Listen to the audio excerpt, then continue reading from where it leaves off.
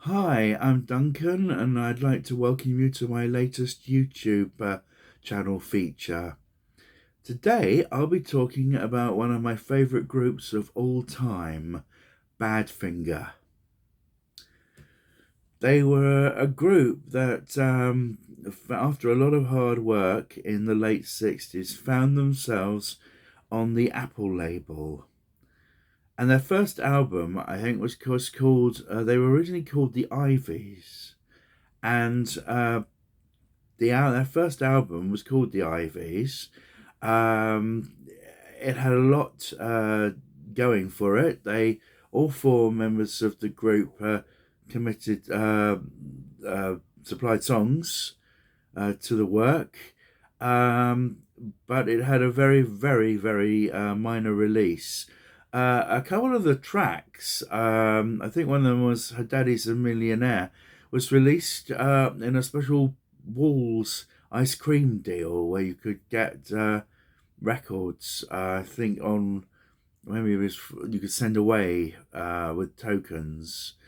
Uh, the band at this time comprised of Peter Ham, Tom Evans, Ron Griffiths, and Mike Gibbons. Mike was the drummer, very, very fine drummer. And what happened was, as the band moved into 1969, uh, they had actually had a record out, a single, maybe tomorrow, where they were standing on stage like a boy band singing the song, but it hadn't. I think it was only released in Holland. Uh, but it would appear with several of the songs from their original album on their first major album, which was Magic Christian Music, which I believe I have, it's hiding, it always has to hide. This is their Magic Christian Music. To accompany time with the release of a movie that was coming out in late 1969 called The Magic Christian with Peter Sellers and Ringo Starr. This wasn't a sound. There was a soundtrack album. This wasn't a soundtrack album, but this had I had a few songs that appeared in the film. Um, it also had their first major single, which was produced by Paul McCartney for them, called Come and Get It. And this would be a smash hit. Unfortunately, Ron Griffiths had to leave the band for personal reasons. He had one of his song from the Ivies would be used in Magic Christian Music, so I guess he must have got a few royalties, which should have been very helpful for him. And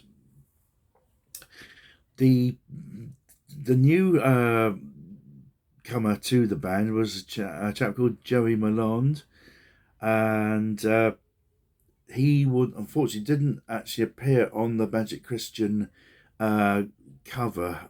I think he may have contributed some guitar work to some of the songs. I'm not sure about that, but when they appeared on Top of the Pops singing Come and Get It, he is in the band, and he would contribute a great many fantastic songs to the band over the years. There was no follow-up single after the set of Come and Get It, which I think made it to number three over here. One of the songs that could have worked was Midnight Sun. That was a tub-thumping rocker from Peter Ham that I think would have made a fantastic follow-up single. They could have even had another go at maybe tomorrow, maybe as an EP, because they had a few outstanding tracks from the album that could have made up the bonus tracks on an EP. But the band just carried on performing. They appeared a lot of the time on BBC Radio. And they worked on their second album, which was completed sometime around about sort of spring 1970, so I understand. But it wouldn't get released until the end of 1970, and that was called No Dice. I think you'll have it here. Da-da-da. And this has another big hit of theirs called No Matter What, a Peter Ham composition. Um, very, very profound lyrics, not the kind of thing you'd expect to hear as a pop song. Knock down the old grey wall, be a part of it all. Nothing to say, nothing to see, nothing to do. If you would give me all, then I would give it to you. Uh, Nothing would be, nothing would be, nothing would be. But it's a fantastic song, and it was again a very the top five hit for the band over here and all around the world, in fact. And as Badfinger started to work on their third album, they got somewhere along the line it got shelved. Had some great tracks on it. And George Harrison was brought in to produce and to help with this new album. So they basically started from scratch. So some of the songs from this abandoned album did appear as on this new album, but a little more polished. And while George was working with them, he only worked with them on 5 tracks because he had the concert of Bangladesh to organise. And what happened was they were playing rehearsing one of the songs for the album day after day, and George said to them, "Oh, I rather like this song. Would you mind if I play guitar on it?" And they were delighted and a little gobsmacked. But George and Peter play a almost identical in places guitar solo, which just makes the guitar sound very, very rich. But eventually they do deviate from each other in various bits of the guitar solo. Day After Day would be their last big smash hit. They were on Top of the Pops performing it, and it got to number 10. The album was called Straight Up, and it also had a wonderful song on it called Name of the Game, which was a very, very moving song. But that was going to be their second single from the album, but it never materialized. They had some real problems. They had they were very badly managed, the group, particularly from their American manager. And there was a follow-up single from Straight Up. It's called Baby Blue, and that was only in the States. I'm sorry about the sun. Seems to be playing all sorts of weird and wonderful things at the moment. This is what you get for October weather. It's very difficult when you're driving as well. Now, the band would have one more album on the Beatles Apple label, and this was called Ass. And got it here. The idea was that the bands were supposed to be the donkey being promised going to another record label with more after their contract had expired, with the prize of a carrot offered. One of the songs on the album was The Apple of My Eye, another Peter Ham song, which was a single, although sadly it didn't chart. But the idea was that he says in the lyrics, but now the time has come to part, and he was Peter Ham amongst very very saddened to have left uh, Apple, and there was sadly no compilation album of their Apple years. They had now gone on to work on the Warner Brothers label, which had promised great things. And their first album on Warner Brothers was just called simply Badfinger, and it's got a lady on horse riding regalia, and on the back of the album it's got a very nice picture of them all on horseback. I think Joey was the main equestrian amongst them. That's a lovely photograph. Now, sadly, the album, which was released in early 1974, they made a really big mistake and put out the wrong song for the album. There's a the album somewhat should have the single that should have been released was "Shine On," which was a Peter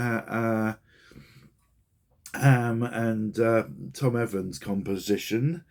But they had the choice of single was a very rough rocker, possibly not the right song at all. In fact, DJs didn't like playing it because it was hard on the ears. Now, I'm not prepared to go into the difficulties within the band and the politics and anything like. They had all of them girlfriends or wives, all of which must have been a very very difficult thing for them to for the ladies to deal with. Although I know that they were incredible comfort to their boyfriends. And I think 1973, Tom Evans had got married, and of course they had a song which I've forgotten about, which was on the album No Dice, "Without You," which became a massive hit for Harry Nilsson, and I think a number of years later, Mariah Carey, I think, and that became their version is very very pedestrian, but clearly people heard the song and thought, well, there's something I could do with this. Usually Badfinger were very very good on the harmonies and stuff, and they did some wonderful stuff for a guy group to be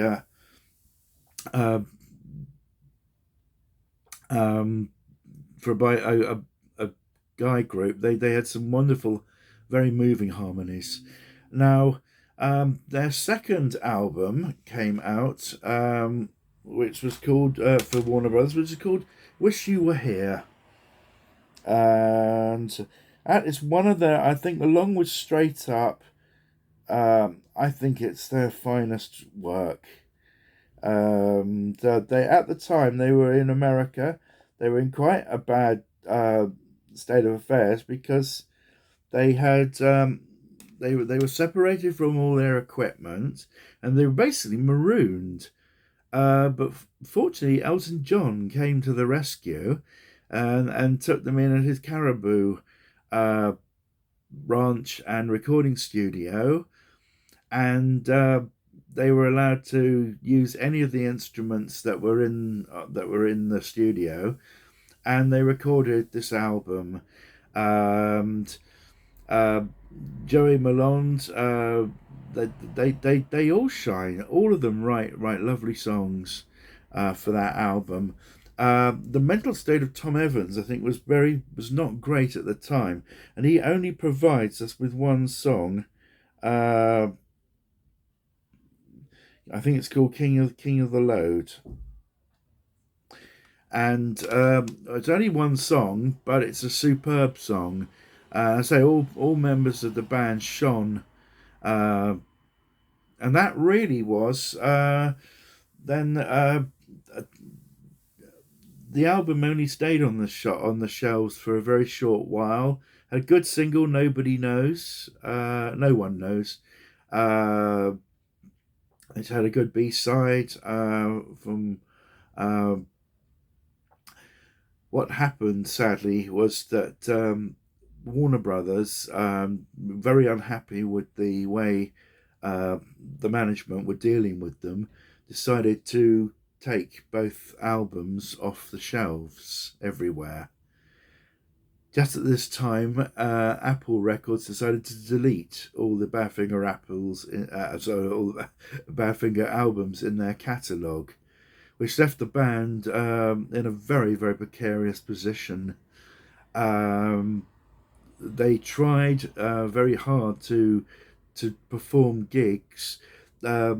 They had been working very hard. They'd been touring America all over the place. They've been working and doing so many live gigs, and lots of people have seen them live. But they just what they were try to do was to try and do private deals with whoever was promoting a concert or whatever, so that they could get cash in the hand and it wouldn't go through the books. But of course, that's a dangerous um, thing because it conflicts with the books, and that can be a very dangerous uh, thing to happen. Well, Joe Malone left the band in early 1975, and money just stopped coming from their management. And Peter Ham had bought a house. He had a heavily pregnant girlfriend, and he was in such a state that very sadly he, sometime in 1975 in Woking, he took his own life, and which was very, very tragic. And then his daughter Petera was born after he died. Um, for a while, nothing really happened with Badfinger until 1979, when Joey Malone teamed up with Tom Evans and they made an album called Back on the Airwaves. Back on the Airwaves. It showed that the Badfinger sound was still very much alive, although sadly none of the singles charted from the album. It did considerably better in the States. And Badfinger, while this was happening, the old Badfinger albums were selling secondhand for massive amounts of money. I was able to buy one of their singles through a company called Oldies Unlimited, and that's where really anybody wanted to get their American pressings of their 4 American hits. That I had got No Matter What, which had a B-side from, it wasn't from No Dice, it was from Magic Christian Music, Carry On Tomorrow, but it had a verse missing from it. So they obviously edited, and they were credited to Tom and Pete. I've still got it somewhere. The Badfinger had another musician working on Back on the Airways, who contributed some really good songs. I can't remember his name, but he left just after the album had been recorded due to creative differences. They would have another album out in 1981. I can't remember what it was called. I've got notes, but I can never remember. Say No More. That was the 1981 album, when they nearly had a single out which nearly hit the charts. That was again Tom and Joey working together. Very sadly, the album, which was considered very good, didn't chart. Um, and sadly, in late 1983, um, Joey and Tom had a conversation and about basically sticking together and singing from the same song sheet when they were trying to sort out the money problems. But sadly, Tom took his own life in late 1983, uh, which was terribly sad. And it would be we had to wait basically to the 1990s before Badfinger's records were reissued in special deluxe editions with bonus tracks, and they've been issued again a number of years later. At the moment, they're not very easy to get hold of, so we need really to have a new release of these works, please. Um, Now, both Joey and Mike Gibbons had their own versions of Badfinger touring, and just to keep everything legally kosher, a judge ruled that they were both welcome to have their own versions of Badfinger, but they mustn't be touring at the same time. Um, Fairly recently, about 3 or 4 years ago, I was very privileged to get involved by Kickstarter of a new album by Joey Malone called "Be True to Yourself," and it was signed. I've got it signed in both vinyl and um, CD versions, so I'm very, very pleased about. I bought it on vinyl, and there was only a small chance that it would be signed, but my one had been signed, so I was so pleased about that. The album is just wonderful, with a fantastic single called "Rainy Day Man." Other tracks that come out that hit me really hard are "Better Tomorrow" and "Be True to Yourself." In fact, every song on the album is brilliant.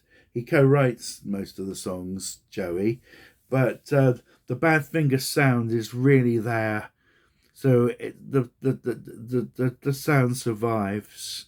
I saw a very moving documentary about Badfinger, where they interviewed several of the ex-wives and uh, girlfriends of the band, many of whom were very, very tearful, and I can understand that, and my thoughts and prayers go out to anybody who got affected by the what happened with Badfinger.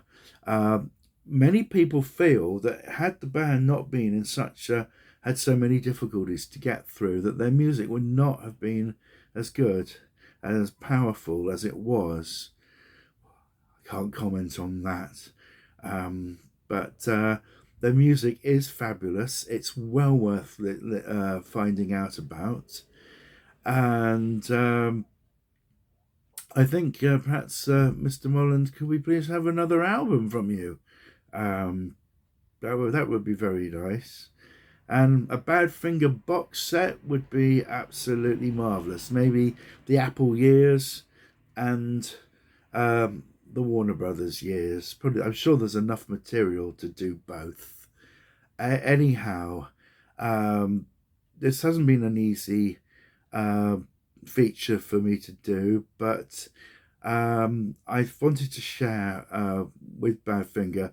Yes, you could argue that their story is a tragedy, but you can also um, argue that they were a triumph. They had 3 international smash hits. A lot of bands are one-hit wonders, or might have a follow-up single. They had 3 on 4 if you're in America, because they're Baby Blue. They're a super band, as I say. Badfinger.